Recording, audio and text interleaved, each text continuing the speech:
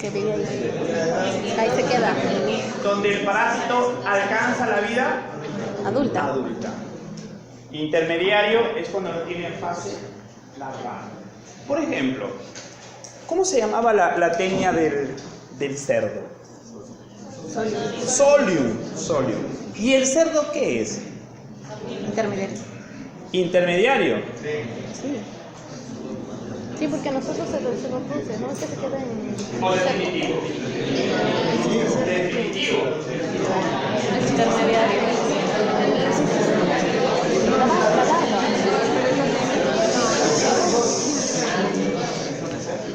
¿El ser humano qué es de la tenia Solium? Los dos. Los dos, porque tenemos Muy controversial, a ver, dejémoslo en claro.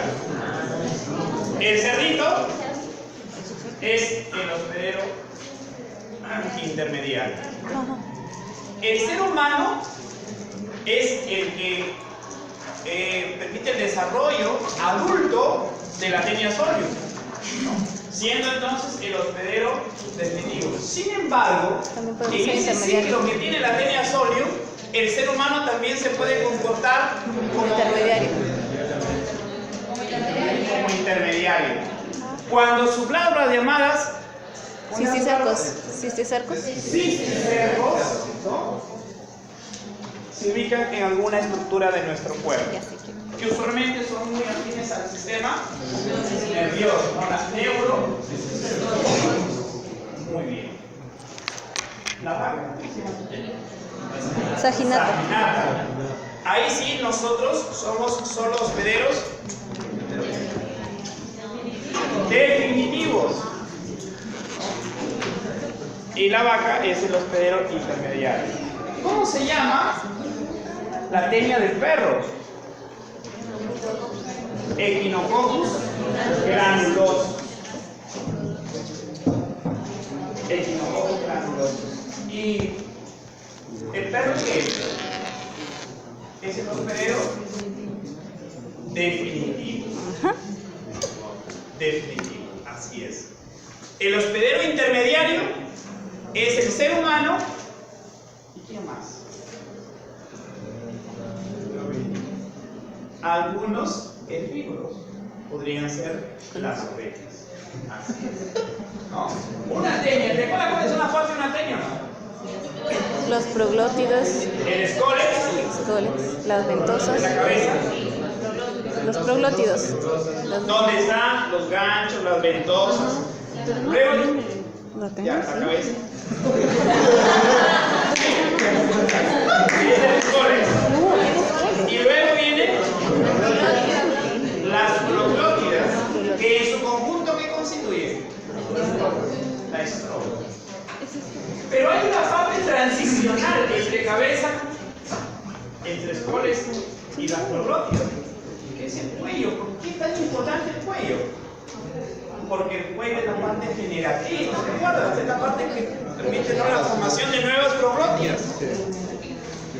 Así es.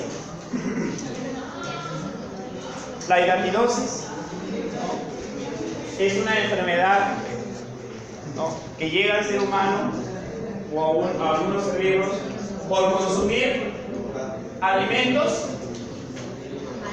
contaminados con ¿qué? Caca. ¿Y dónde están los huevos? La caca. ¿En el pelo? ¿En la cara del perro? Caca.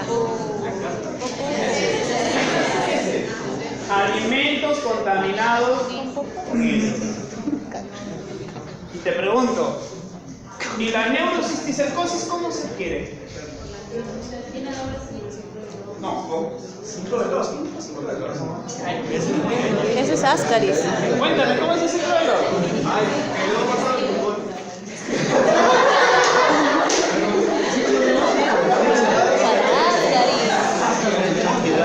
El ciclo de Lorenz, ¿te acuerdas? Ascaris. Pasa corriente sanguíneo, ¿sí? Hígado, sistema porta, vena cava inferior, sube, aurícula derecha, ventrículo derecho, tronco pulmonar, pulmones, ¿sí? ¿Sí? Ciclo de Gauss.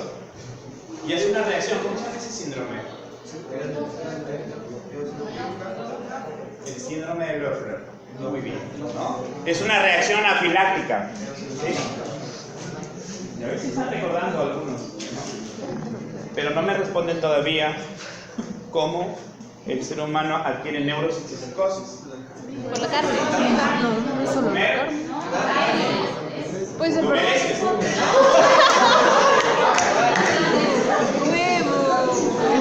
Mira, y está grabado, es un pecado que un alumno de medicina de 5º año piense que la neurocisticercosis es por consumir carne. No, es por las verduras mal lavadas también.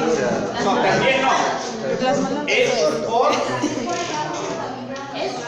agua contaminada que usualmente riega algunas llantas de tallo corto, ¿no? ¿Cuál es el problema?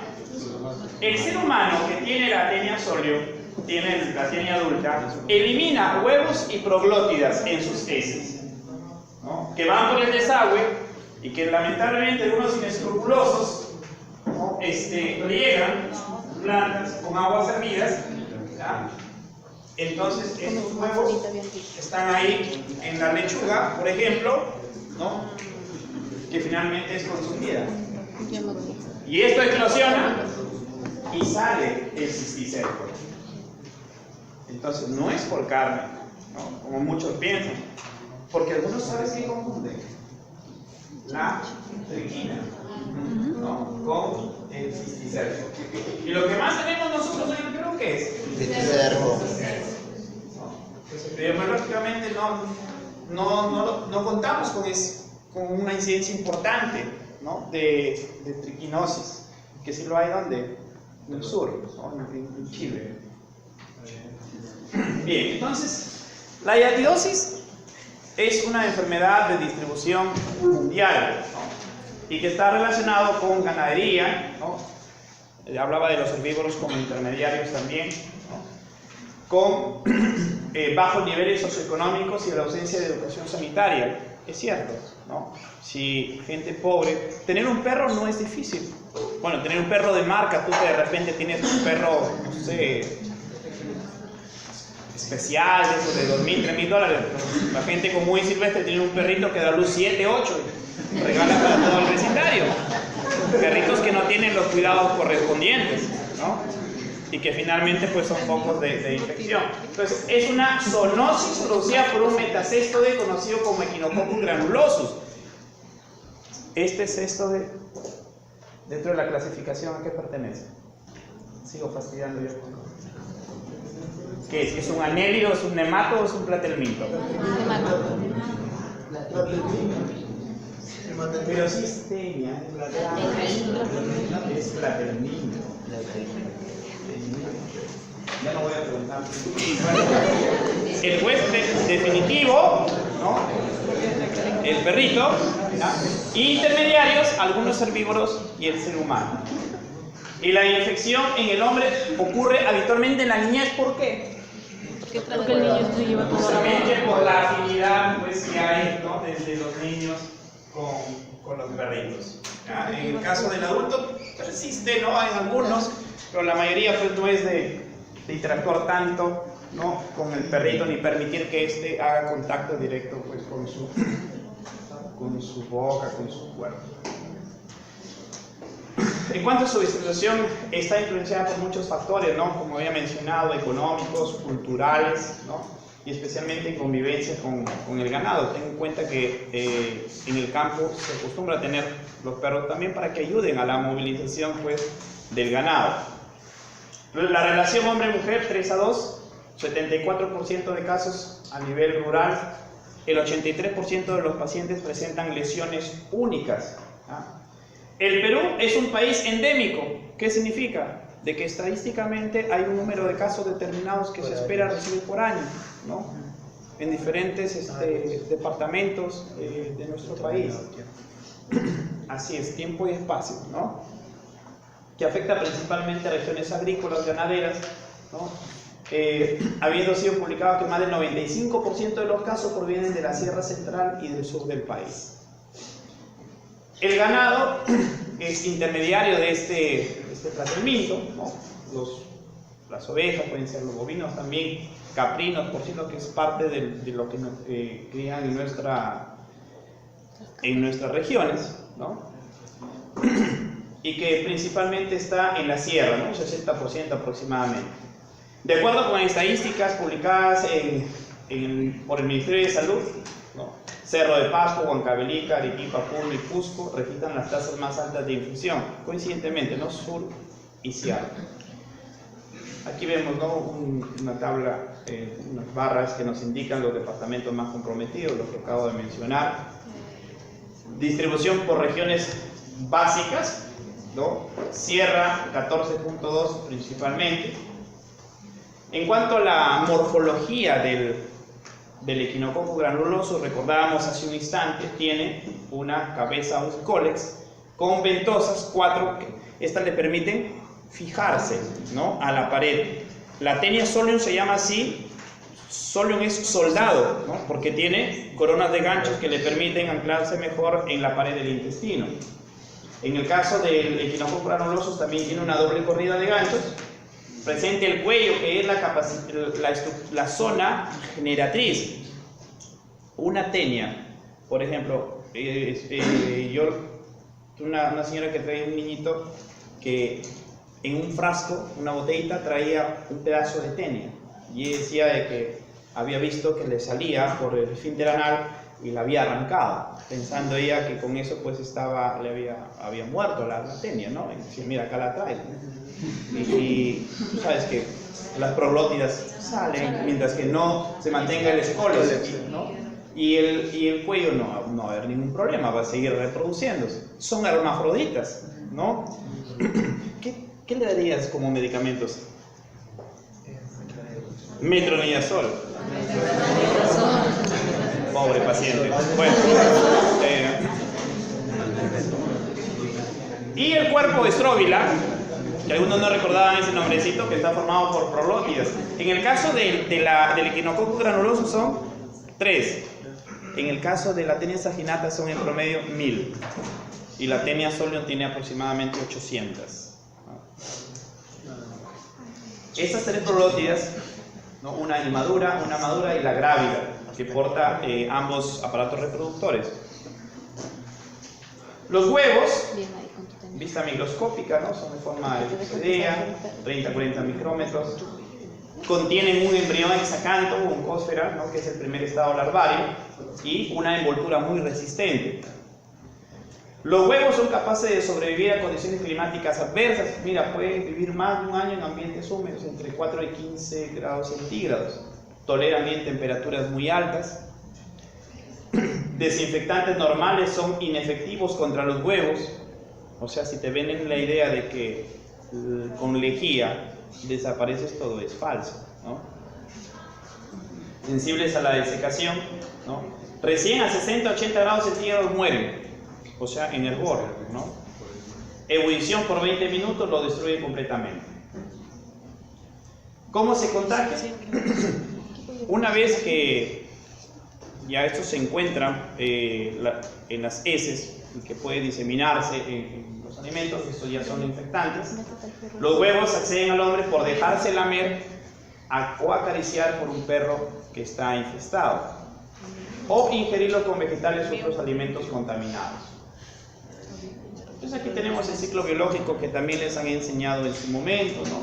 El parásito adulto que vive en el intestino delgado, que va a emitir huevos permanentemente, millones de huevos que son eliminados con las heces, que generan una contaminación de alimentos, del agua, y que pues tiene como intermediario a estos animales como las ovejas, cabras, cerdos, vacas, etc.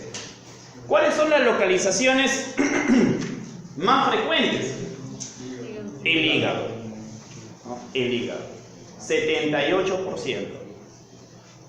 Nosotros estamos ahorita en cirugía tórax, que es este capítulo, entonces por eso la mencionamos, 22% en el pulmón.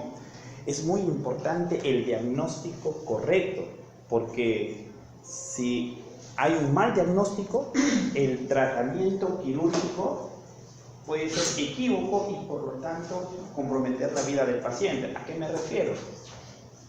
Por ejemplo, recibo un paciente que le han hecho una ecografía abdominal con colelitiasis.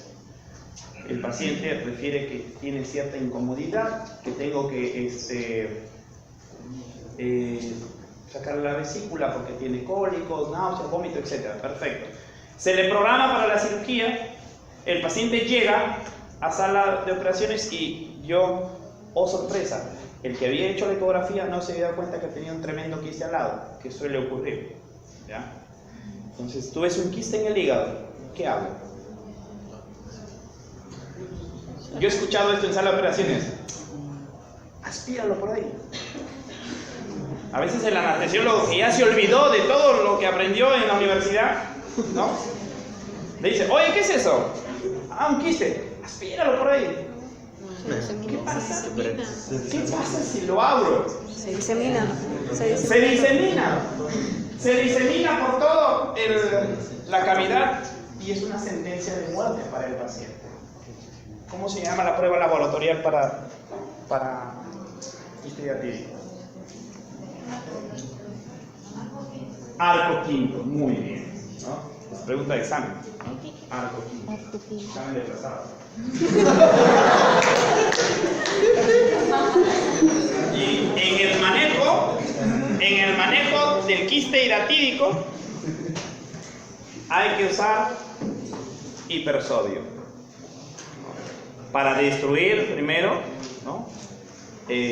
Lo potencialmente nocivo. Es más, es una ceremonia para manejar un quiste hidratídico, ¿no? Hay que colocar alrededor, primero una buena incisión para una buena exposición, tan solo que sea laparoscópica podría ser otra alternativa, pero las gasas están impregnadas, ¿no? En hipersodio, porque podría ser de que accidentalmente tras el destechamiento se libere este fluido y las gasas puedan de alguna manera proteger las estructuras del paciente. Como había dicho, en niños, por el contacto con el perro es mucho más frecuente. Hay algunas localizaciones raras, en hueso, en riñones, en vaso, ¿no? En el cerebro.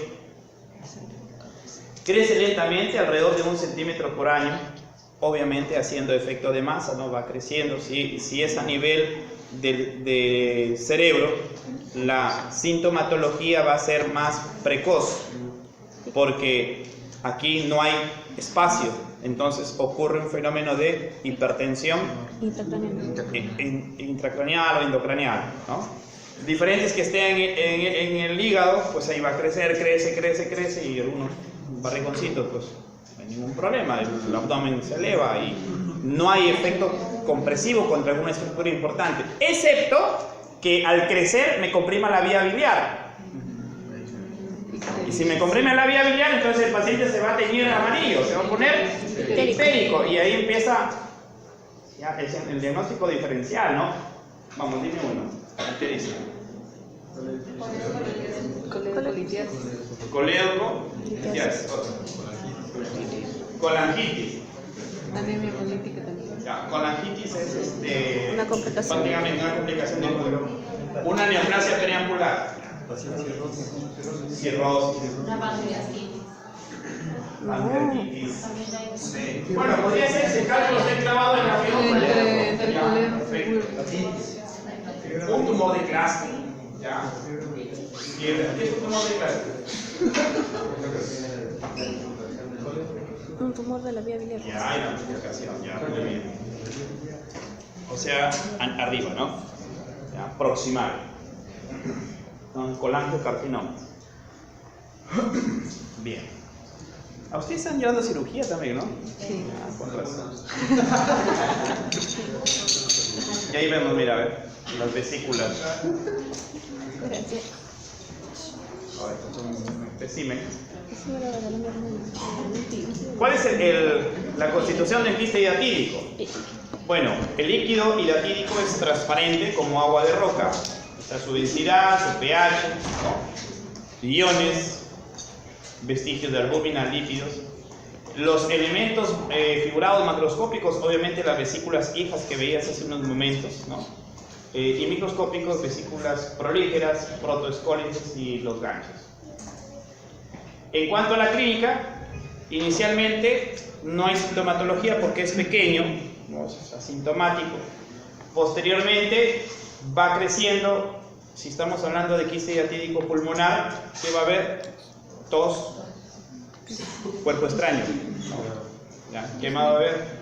Hemoptisis, sí, por ruptura de una estructura vascular producto del crecimiento, y dolor costal, ¿no? La parrilla costal tiene bastante sensibilidad. ¿Por qué? Porque hay un nervio por cada costilla, pues. Un nervio intercostal que está por debajo, por el surco intercostal. Entonces, toda compresión genera dolor. Es más, como tú estás respirando, cada respiración genera dolor, ¿no?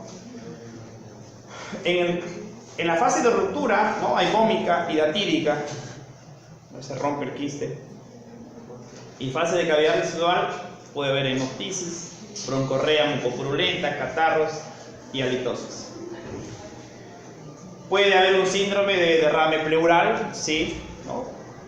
Líquido en el espacio pleural, el pulmón se puede retraer. ¿Cómo se llama eso? Atelectasia. Síndrome de condensación, ¿no? Pocas veces hay zonas de hematite con tonos redondeados, con un murmullo vesicular que puede estar conservado o disminuido, ¿no? El examen físico. Y cuando hay ruptura de los quistes, si es hacia el árbol bronquial, ¿no? Hay vómica. Si es hacia la cavidad pleural, puede haber hemo, neumo o hidrotórax. Hacia los vasos sanguíneos puede haber diseminación hematógena, lo cual sí, obviamente tiene peor pronóstico que cualquiera de las otras complicaciones. Y reacción anafiláctica. A nivel pulmonar, la localización más frecuente, como pueden apreciar, lóbulo inferior derecho. ¿No? Recuerda, pulmón derecho tiene 3 lóbulos, ¿no? Superior, medio, inferior, ¿no? En este último es lo más frecuente, 28% aproximadamente. Se cree que afecta predominantemente a los niños con respecto a los adultos debido a su relación estrecha con estos animalitos. Puede presentarse a cualquier edad, sobre todo de 4 a 15 años, ¿no? De 4 a 15 años, que es el momento de interacción. Además, que es el momento en donde el papá dice: mi hijito ya tiene edad para tener un perrito, ¿no? ¿Cuál es la filosofía del papá? Para que mi hijo ya asuma responsabilidad. Se va a volver responsable si le compras un perrito, ¿no? Sí, esa es la ideología, ¿no? No funciona. No funciona, al final el perrito termina encima, ¿no? Localización pulmonar más frecuente en el caso de los niños, y aproximadamente 55% de varones. No hay una diferencia significativa. Las complicaciones que se observan con mayor frecuencia es la ruptura del quiste, ¿no? Que habíamos comentado, dependiente de hacia dónde se dirija, ya vienen las consecuencias. Puede infectarse, puede haber un absceso frío, ¿no?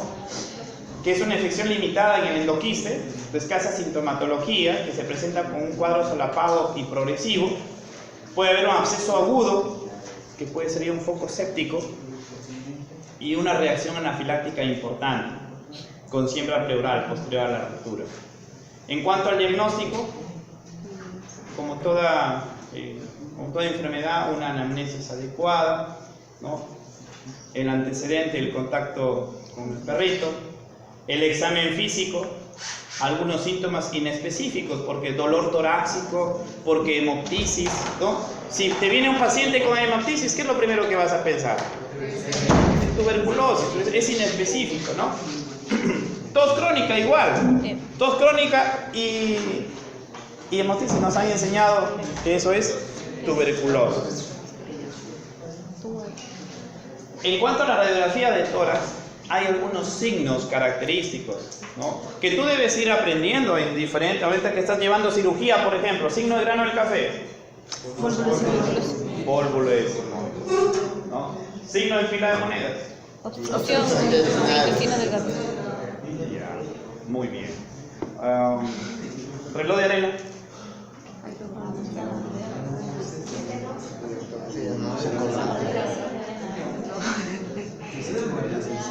Atresia duodenal. ¿Cuál? Atresia duodenal.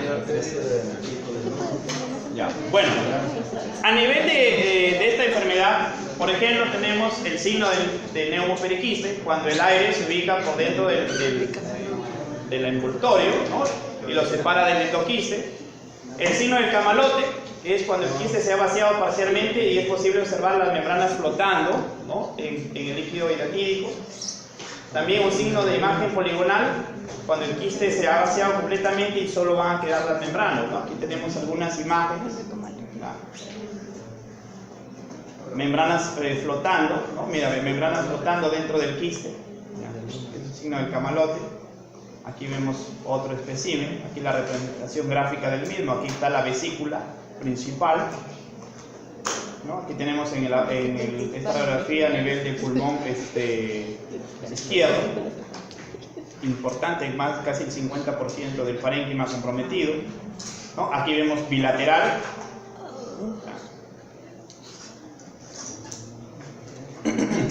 Aquí tenemos otro caso, ¿no? También bilateral, en un lado con el signo del menisco, ¿no? ¿Ya? Y el signo del camalote. Esta es la clasificación de POLAP para el quiste hidratídico. Tipo 1 es un quiste simple, sin una arquitectura interna. 2, que se subdivide en 3 tipos. 2A, donde hay vesículas hijas redondeadas en la periferia del quiste. 2B, cuando hay vesículas hijas de mayor tamaño y morfología más irregular, que ocupan prácticamente la totalidad del quiste. El 2C, que son masas de densidad relativamente altas con calcificaciones. Tipo 3 son quistes muertos con una calcificación total del mismo, ¿no? Radio opaco o radio lúcido.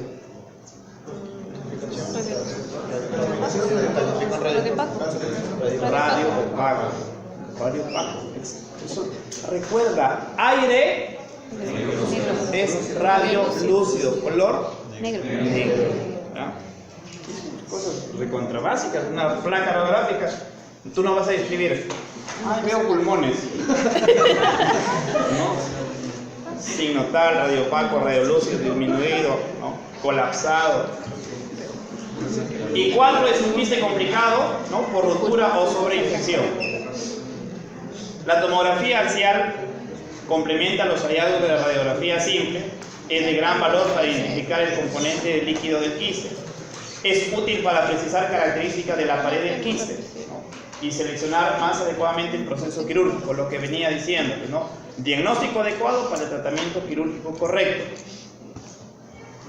No, aquí tenemos un caso, ¿no? Visto en una tomografía axial computarizada en el tórax.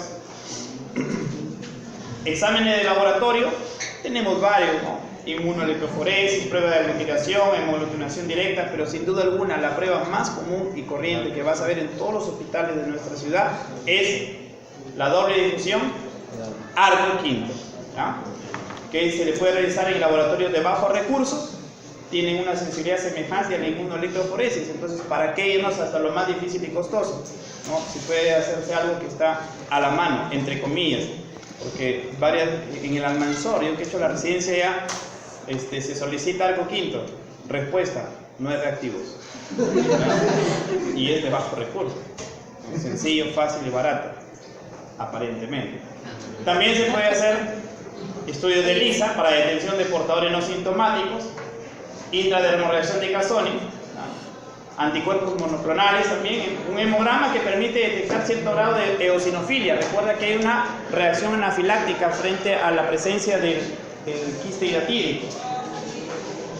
Exámenes parasitológicos de líquidos orgánicos, ¿no? En caso de quistes comunicados con el exterior, o sea que hay fistulizados y que se puede tomar muestras para estudio. Diagnóstico diferencial, si estamos hablando a nivel pulmonar, puede ser o hepático, un acceso producto de una ameba, ¿no? ¿Qué ameba?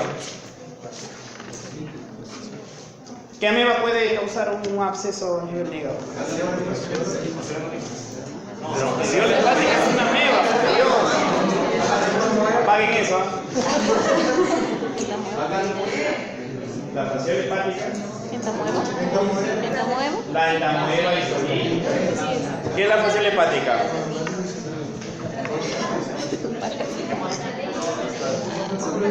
¿Qué forma tiene? Plana. La termito. ¿Con qué animal está relacionado? Como la vaca, Perro, burro, la chancho, vaca. cocodrilo, Vaca. gato, Vaca.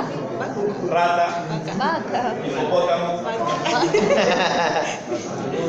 Vaca. Así le vamos a poner en el examen, ¿no? Gallo, gallina, pollo, ratón. DNA. Vaca. Cualquier animal. Vaca. Con la oveja. Pero cada vez que íbamos al camal nos pedían mucho. En cuanto al tratamiento, en la actualidad el procedimiento terapéutico de elección para el quiste diatídico pulmonar es quirúrgico. La mortalidad operatoria varía entre el 0,5 y el 4%, pero aumenta con repetidas intervenciones. Dos objetivos claves: extirpar el parásito y tratar la patología, ¿no? Y las técnicas quirúrgicas utilizadas son la cirugía conservadora y la cirugía radical. Antiguamente se hacía todo el pulmón, igual era en el hígado, ¿no? Se hacía lobectomía, sacaba todo, el lóbulo derecho, el lóbulo izquierdo, ¿no? Ahora se puede trabajar con segmentectomía.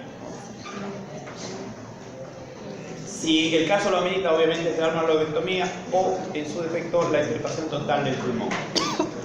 La lobectomía está indicada solo, ¿ya?, cuando el número de quiste diatídico y de infección impida realizar algún procedimiento que sea menos agresivo, como un segmento nada más del pulmón o del hígado.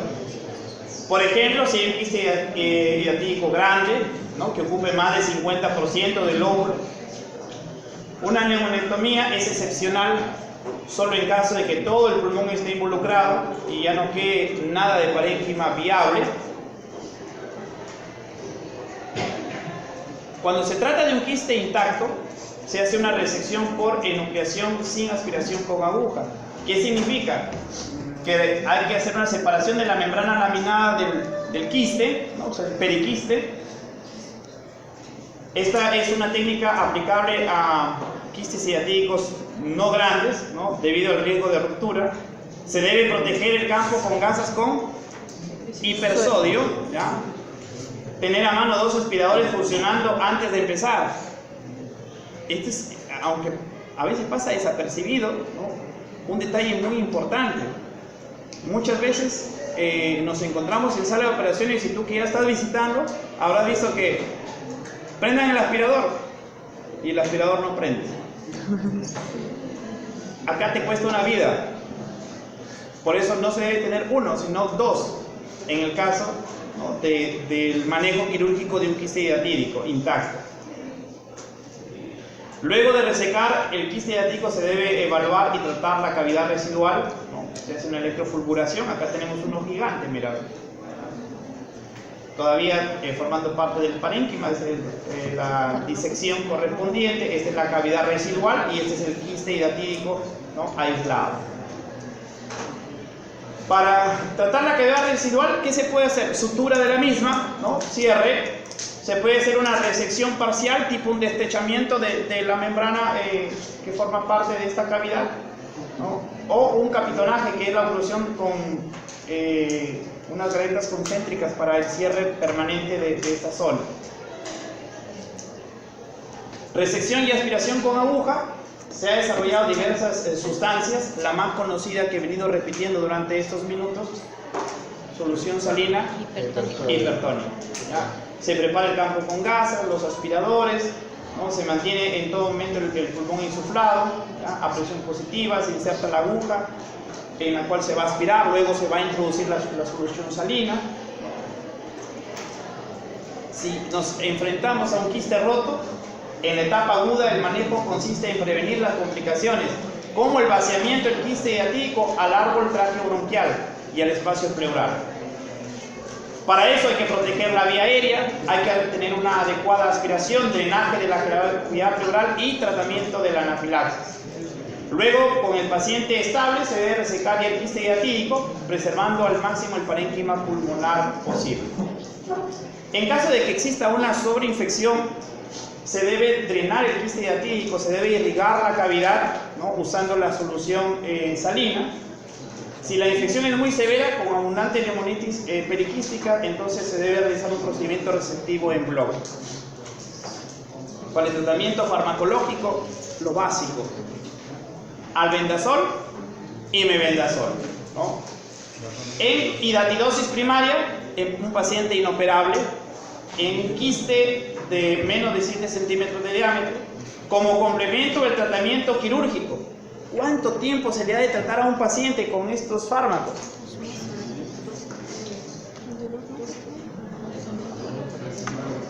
¿3 semanas? No.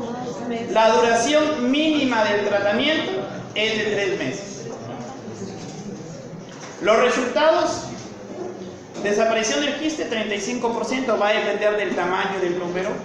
Disminución del tamaño 24%, sin cambios 34% y una mala respuesta 7%. ¿No? Aquí tenemos otra imagen radiográfica, ¿no?, radio opaca de un quiste hiatídico gigante, ¿no? Aquí en tomografía axial computarizada, también un quiste gigante. La incisión lateral para la resección y disección del quiste, ¿no? Ahí ven, bueno, estos son para ampliar el campo quirúrgico. Aquí ven las gasas, este es el marcador, por si acaso se pierdan las gasas. Sí saben, ¿no? Esto es azulito. Ya, claro, tras el conteo, muchas veces dicen, cuenten gasas. Falta una, doctor. La busca, no hay. Placa radiográfica. Y en la placa radiográfica aparece la cita, ¿no? Rapidito lo cuento porque el tiempo es hora. Acá estamos operando un paciente. Conteo de gasas, 9, falta una. Ya. Busca, no hay. Radiografía y aparecía la cinta. Busque, saquen intestino, 6, 8 metros, busque. Amplíen incisión, no hay. Tomen placa, salía la cinta. Ya sabes qué, no hay. Cierra. No hay, mira, evidencias, anestesiólogo, enfermera, a ver tú, alumnos, todos testigos. Nada. Termina la cirugía, cambien al paciente. Cuando lo cambian a la camilla, ven así. ¿Qué cosa que pasa?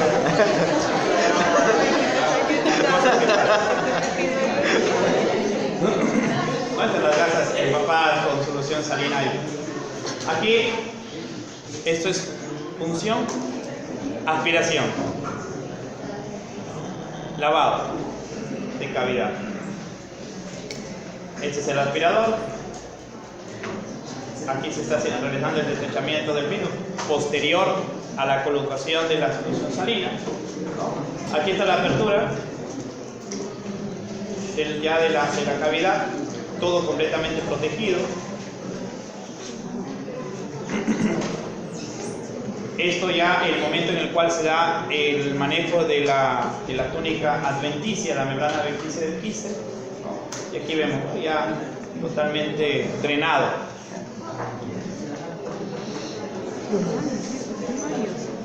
Se pueden encontrar de 1, ¿no?, a más de 10 y listo. Acabó.